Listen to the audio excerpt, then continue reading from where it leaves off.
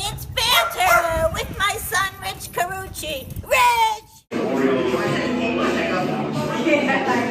Hey, welcome to Banter. My name's Rich Carucci. Our guest tonight, Sharon Simon. Hey, Sharon, how's it going? Good. Good. We're here in DingBatz in Clifton. Sharon has got a mic that you do here on Monday. Every Monday, Jeannie Knoll runs it for me because I'm in New York, so I'm not always here. But it's a great mic. She gives out prizes. It's super supportive. Yeah, it's become a big hangout for comics in Jersey. How do you find her to do that? I mean, you're producing shows, you're performing. I find that you have to nowadays. When we first started, I don't even want to say what year that was, but when we first started, you could kind of just be a comic. But now, unless you're really established, I don't feel like you can be. You need other things. Yeah, well, you gotta throw a lot of stuff against the wall for a little bit. Yeah. And so I think, remember those little things that would stick, those like little octopus jelly things would stick in the I feel like every day I'm like taking like a whole handful of them, throwing them in and see what's gonna trickle into a bucket of honey. Oh, yeah, if there's money in comedy? There is. Yeah, no, it is. You gotta really apply yourself. But you do a lot of stuff for like mental illness, fundraisers. What got you involved in that? So I have recovery from a condition called borderline personality disorder. Which is like it's like that crazy ex-girlfriend that you can't get rid of. That's what I had, or have, or whatever. But I have recovery from it. I try to help other people because a lot of people help me, including yourself. So I think that having people help you with it, and one of the things I do, which I absolutely love doing, is once a month I speak to cadets and detectives about how to handle people who are having emotional breakdowns, how to better handle them. Yeah. What do you go to? Like, police academy. The police? You go to a police academy? I go to the police academy. The best part is when I walk through the hallway, everybody salutes me. You gotta keep your baby head home.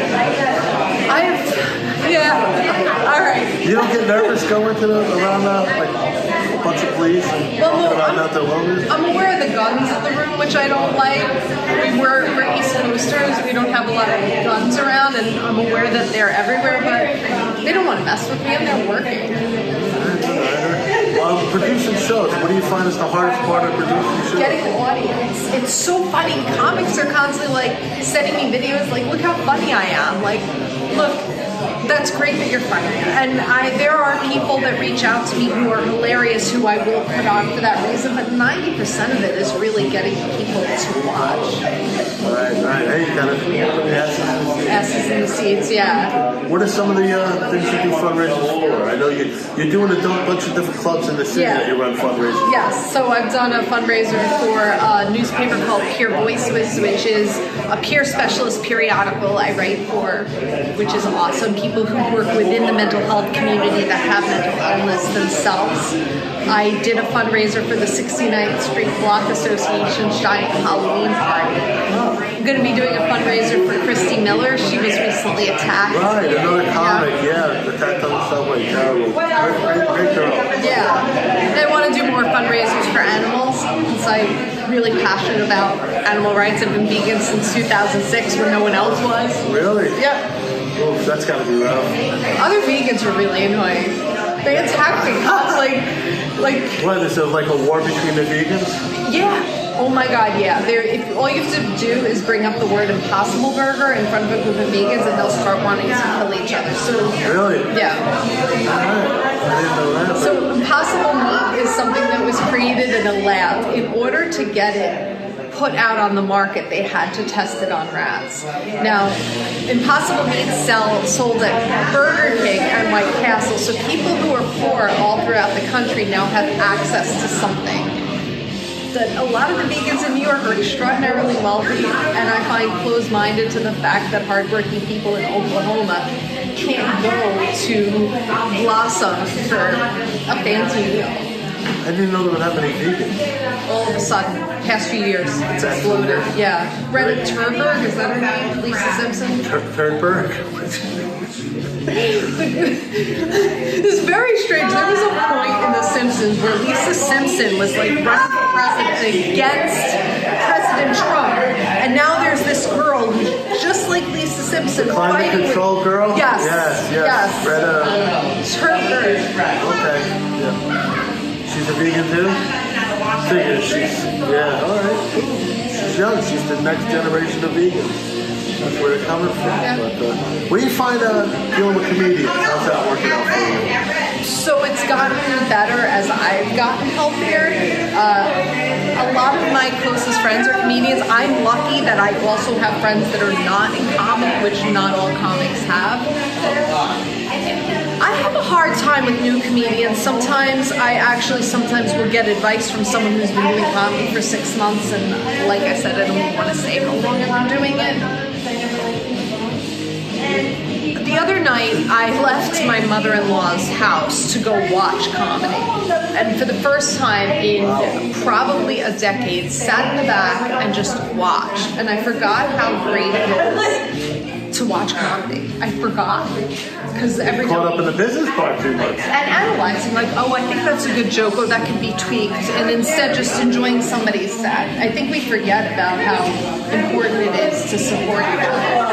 It's interesting, my cousin who recently passed worked in the music industry. He was VP of music for Universal Studios, and he told me that the biggest difference between musicians and comics are that musicians are so happy to get on stage and grateful to be where they are. But comedians are always like, this isn't good enough, I want the next thing. I'm trying to be happier where I am. Okay. Well, why'd you get into comedy?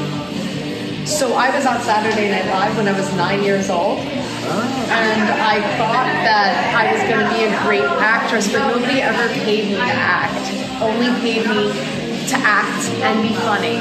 So I gave up. I moved to LA. I tried the whole thing, and then I completely gave up. And now you're gonna know when I started. You're gonna remember when I started, but. I gave up. I went back to school for business. I was trying to teach myself Spanish, and then 9/11 happened. And I thought about all the people that died pushing papers and died doing work that they hated. And so I went to a Bag of Nuts show with Joe Conti and Matt Bridgestone and a few other people. What happened to be the Wednesday at Pietro's, was it? No, it was one of those places where you'll remember, but people would eat peanuts and then throw the shells on the ground in the village. Oh, yes, that was Kenny's Castaways. Kenny's Castaways. Yeah, I remember that place. I remember when they were there. Because I had recently come back from California acting, I convinced them that I could stand-up comedy. Plus, I was a cute girl. I got wasted, got on stage, and just railed through my material. And it was terrible, and I went home and cried. And my mother was like, you can't try anything once. So I went to Hamburger Harry's and Gladys. Yeah, Gladys, God bless. And I practiced, and then I threw all my material out. I got on stage, and I just teased the people in front of me, and I realized that I loved it. And you're really good at crowd work, not only your material, but you're very good at crowd work. I'm no Rich Carucci, I'm no steamroller. So I know you do acting. Do you like acting more than comedy, or what do you like? I miss acting. I'm doing more of it now. I had been working in mental health housing for 4 years, so I didn't do anything during the day but like run around with crazy people helping them get their food stamps and things like that. So now I'm back out there. Sounds like material. It isn't. Some of it's so sad, but it's funny to me, to other people. But I'm getting back into it.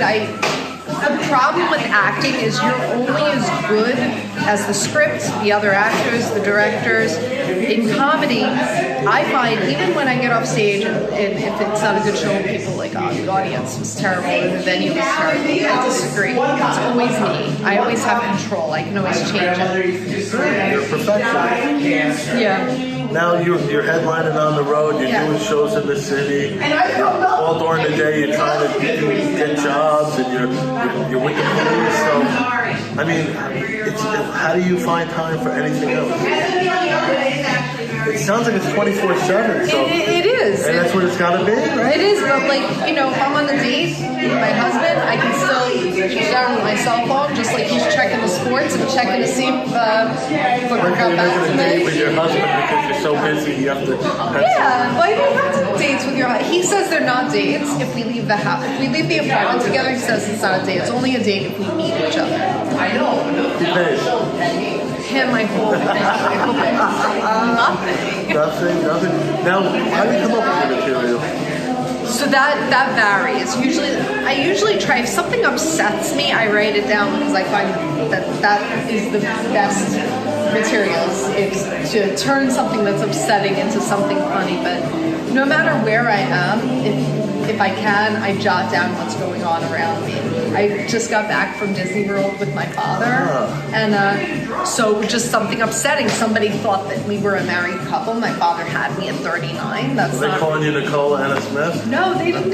It was just like, oh, are you married? You bring him on the roller coasters? I did. I brought him places. He was hustling with his cane. He did good. Trying to kill him so she can inherit the money. He did good. But like that could be a dream in itself. The whole time I was in Disney World, I had my cell phone with me, jotting down little things. Very cool. And we're here at the mic tonight, and after this, I'm gonna try it So out. you ever come to a mic when you're here to try out new stuff? Yeah. So, because people start out and they come to mics and then they get to a point where they think they don't want to be seen at mics. But you've been doing it. You're a professional. You're headlining. You're doing all spots on the road. You're producing your own shows. And you still, on a Monday night, instead of staying home, you go from New York City to New Jersey. Come work out the material. Yeah. Where else am I gonna do this Dedication Disney like stuff? that. Now, do you still set goals? Do you have goals that you put? Yes. Still do, right? Yes, every few months I set a specific goal and I work toward that goal, because otherwise you're just sort of flailing around and you don't get anywhere. And I know that because I've been doing it since 2000. Who are some of the comics that you look up to? Since you're a working comic, you know comedy. Who do you find? Like who do you go? Wow, I gotta watch, because you can't be watching comedy all the time. Like you said, you saw it the other day. Yeah. Who do you go? Wow, I gotta watch this guy. I mean, like Chappelle, of course. I was gonna say He's Chappelle. brilliant, Yeah. I know you're a big Bill Burr fan. I love Bill Burr. I love him. That's the number. It was sci-fi chick. Like I'm a Star Trek chick. Like I'm 100% a Star Trek chick. But I've gotten some respect from Star Wars. Like seeing Bill Burr last night on The Mandalorian was surreal. Really? Yeah, he's in it. Oh God, that's like a nerd explosion. All right. Well, what advice would you give somebody? And would you do it all again if you knew what to do now and all the time? I would actually not have taken any breaks, and I would have been okay with being broke for longer. Yeah. And don't sleep with any comedians. Don't. Gee, thanks. No. Unless you're married to them, then you can sleep with Then them. walk. So what advice would you give somebody who wants to start out now? Do your own thing. Get your own thing going. Don't rely on anybody. Don't get comfortable. Wherever you are, the people around you are not comfortable. Don't get comfortable. If it's snowing, go out. You're the one that's going out. If it's raining, go out. You feel like shit, you look like shit, you're going to come up with something that day. Awesome. And how can people get a hold of you? Say it's an organization wants to do a fundraiser, somebody sees you, wants to get in touch with you, Sharon Simon. My name is Sharon Simon, and my handle is Simon_says laugh. It's not Simon Says Laugh because the people who are using Simon Says Laugh won't get back to me to sell it to me. So it's Simon_says laugh. All right, Sharon Simon. Good luck. We'll see you at the show. You too.